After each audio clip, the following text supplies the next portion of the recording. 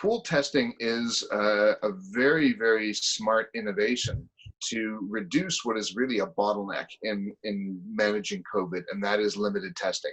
So if you are doing very widespread testing, that is to say you're doing it so widespread to be proactive that you're expecting most cases to be negative, the idea behind pool testing is you can cluster samples together, and without any reduction in sensitivity or the ability to detect disease, you could say test 5 or even more samples all at the same time. If they're all negative, you're fine. If they get a positive result, then you have to go back to that pool and test each one individually. So I think, for example, about our need to be able to do testing in schools in September. If kids are going to go back, we're going to need to test, and we're going to need to test a lot.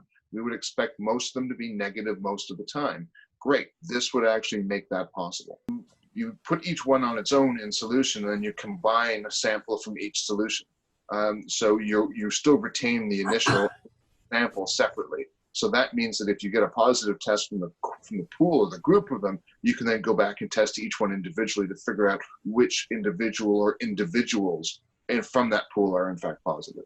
It doesn't take necessarily rocket scientists to say, hey, if we dump everything in together, we can do one test instead of several tests. Right. But the important thing is it's the proof, the method, and the specific method, and the proof that this doesn't reduce your ability to detect virus. Right. In other words, you're not diluting the samples, you're combining them. And that's what's key, and that's what's incredibly valuable. If we want to do reopening, we need to really ramp up our testing. I mean, really ramp it up. So Ontario boasts a capacity of about 20,000 tests a day. That's not even remotely close to what we would need to do in order to really stay on top of the risk of reopening. So even before we think about schools in the fall, if we just think about everyone who works at a cash register for a living, during the lockdown, very few people were at work in front of a cash register dealing with the public all day long.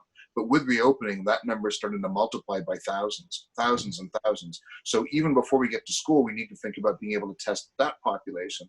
And that's going to go way past our testing capacity. So I've been very worried about that.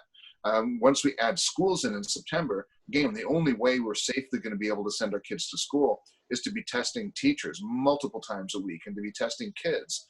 Every school needs to have constant, continuous testing. It's the only way that we're going to be able to do this. We just don't have the capacity to do those, well, probably hundreds of thousands of tests a day in Ontario. So this would be a real enabler.